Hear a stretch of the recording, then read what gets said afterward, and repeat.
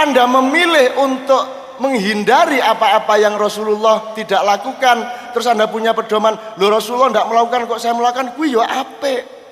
Kuwi yo apik. Ning aja dipeksake nang kancamu, kan begitu.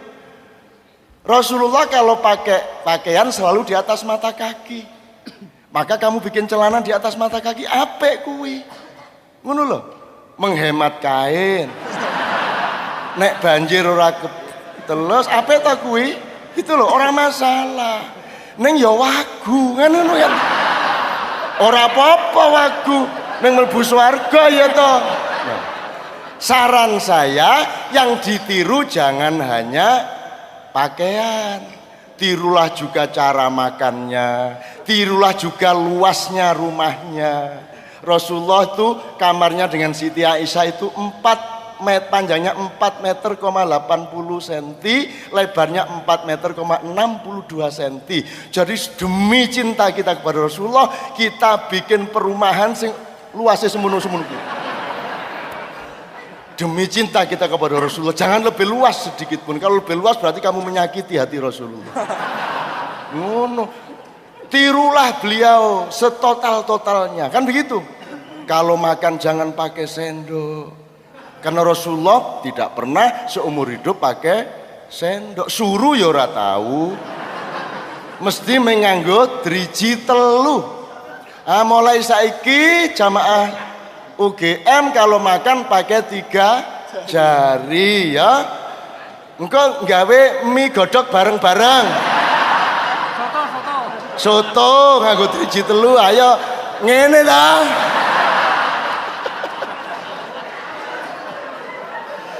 Tirulah kalau naik haji pakai onta, tiru. Wong Rasulullah pakai onta kok kamu pakai Boeing 777. Kamu jangan, kamu pakai onta. Nek ora ono onta ya ora ya mlaku. Supaya aja mlaku tekan Merak, ngelangi tekan Bakauni, Ngabuang, ngulangi tekan Sri Lanka. Ngono itu baru ittiba Rasul. Ngono.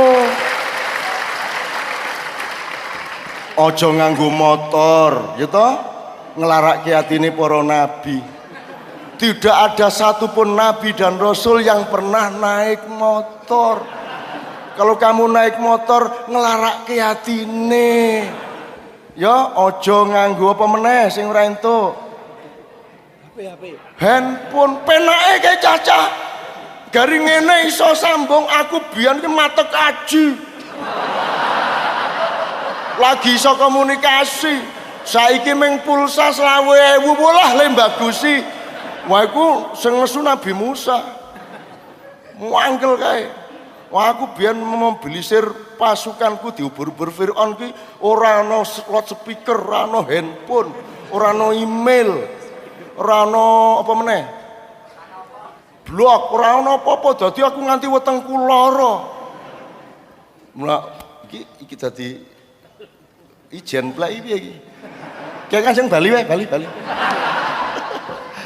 Ya, ngerti, tapi ngerti ya bid'ah ya. Jadi kalau ada orang yang menyuruh Anda melakukan hal-hal yang Anda mengerti itu tidak logis, tolong diantisipasi dengan arif. Jangan dengan pertengkaran, jangan dengan marah. Kalau sholawat dilarang, tidak apa-apa, jangan marah. Datang ke rumah beliau, Ustadz, menurut panjenengan saya mireng tadi malam sholawat itu tidak boleh. Saya sangat menghormati pendapat panjenengan. Cuman nyuwun sewu bagi saya boleh. Itu sholatullah salamullah. Ngono ya. Nah, para nono mae ya toh ora apa-apa. Tapi ngerti ya prinsipnya ya. Jadi sekarang halal ini bunyi musik di sini. Halal ya. Sing ora entuk trawean dimusiki. Adzan digameli. Allahu Akbar, Allahu Akbar, dung tak dung tak dung dung asyhadu an la ilaha illallah dung tak dung tak. Ah sing ora entuk kuwi. Seneng banget lho Pak saya lho. Jadi upamane aku diundang nggawa gamelan menjero masjid aku ya mau. Tapi pertimbangan saya bukan syar'i karena tidak ada nasnya. Pertimbangan saya estetika. Jadi kualitas-kualitas artistik dari bunyi itu menunjukkan seni tertinggi itu tilawatil Quran. Jadi kalau orang sudah kiroah itu musik tidak ada gunanya lagi, dia kalah tinggi. Jadi saya membayangkan kalau dalamnya masjid itu yang cocok ya hanya suara tok. Kalau ada bunyi alat musik itu di beranda, pol di beranda. Kalau Kiai Kanjeng ya di halaman masjid paling pol.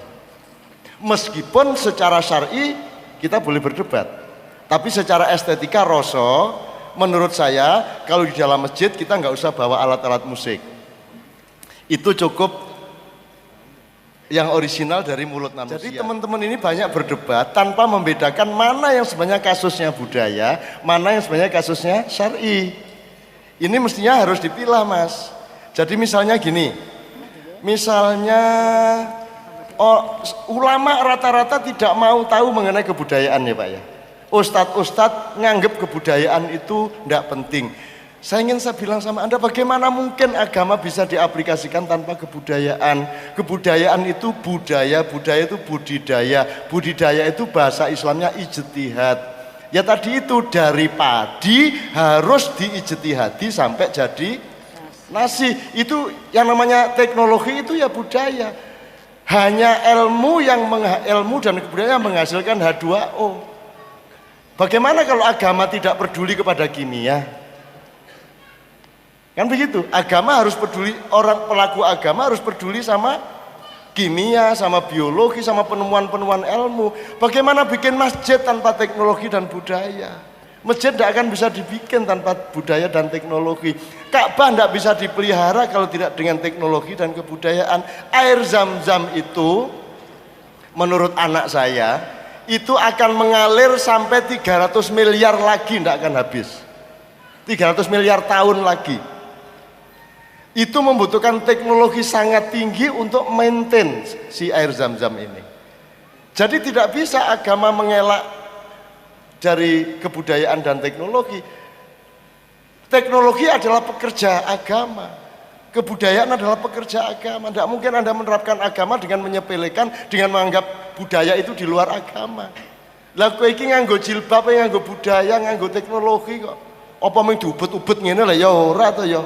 Ya dikeki di ngene le nyelehke jilbab nganggo driji loro to. Saking haluse. Ora kaya kowe bot ngono iki gak. Itu namanya estetika, itu namanya budaya pakai teknologi. Terus lerep njahit piye teknologi kan. Terus rumah samu menjadi orang nganggo rumus piye.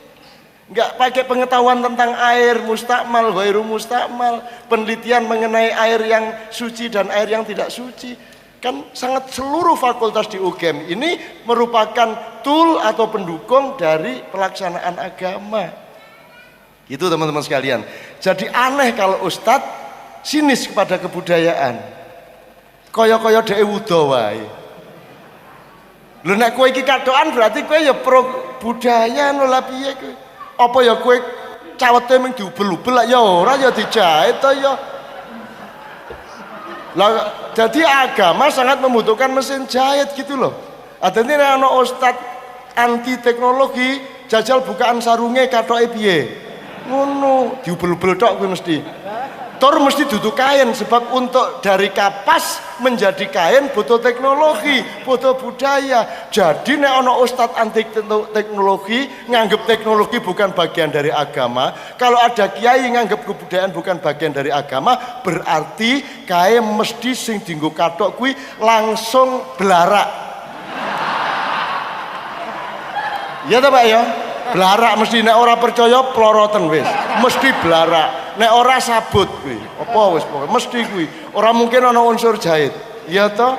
Jadi Bapak-bapak sekalian, mana mungkin agama dibumikan, diterapkan kalau engkau menganggap teknologi, ilmu dan kebudayaan itu bagian di luar agama.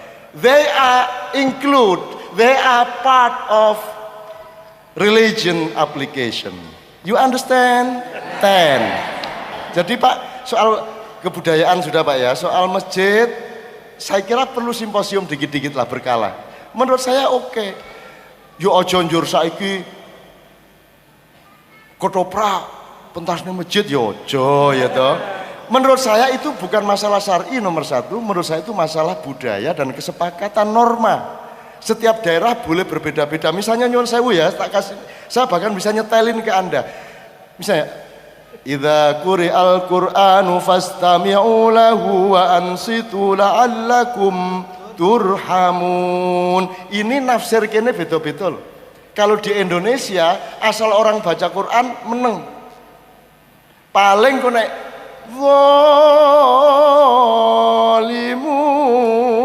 zalimun terus jamae Allah paling beda. Saiki nek Allahe rada dhuwur entuk ora? Aku engko tak setelke lho.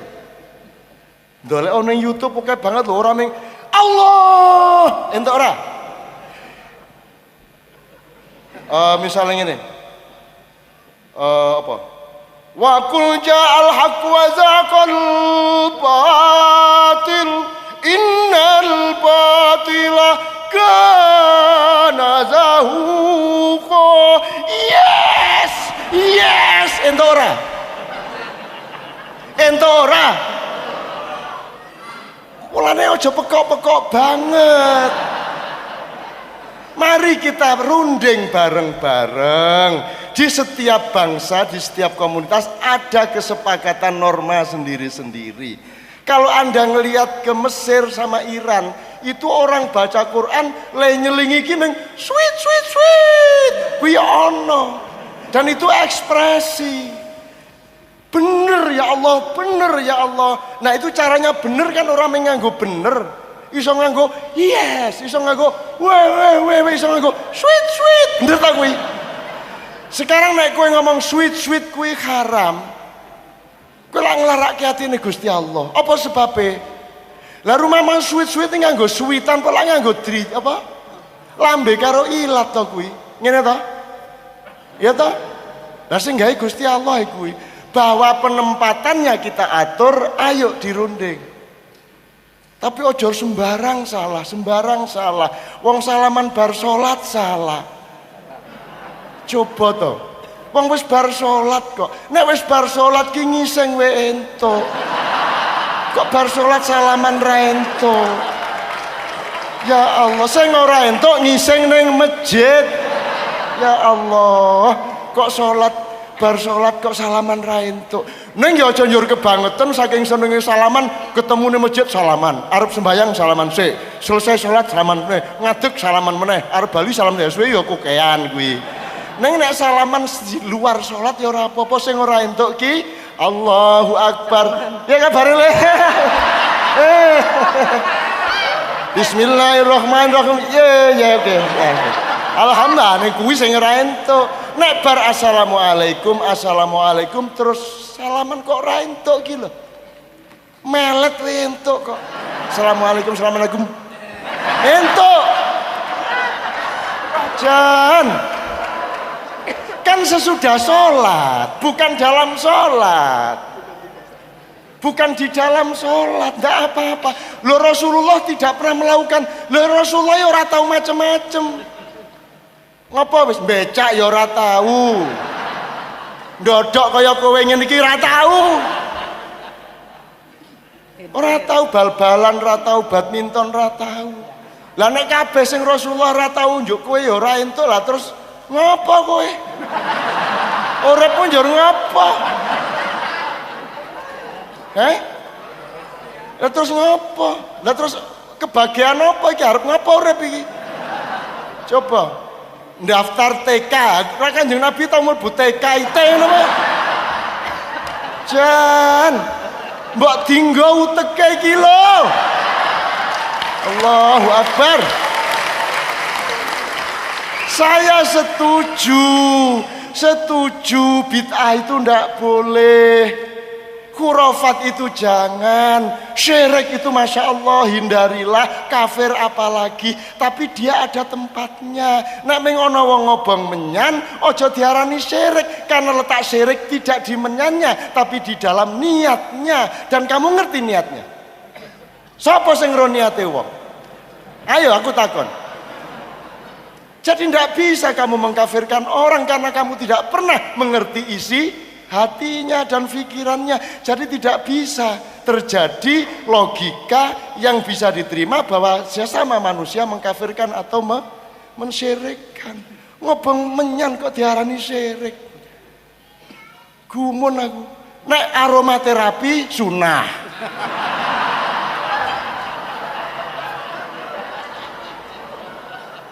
Piye nek ana dukun ngene-ngene khurafat, nek massage sunah. Ngono ya. Enake dhewe arek-arek iki. Gitu loh. Tolong ya ini kita perpanjang contohnya oke banget loh iki. Ning pokoke mari kita bikin gerakan Islam anti pekok ngono ya.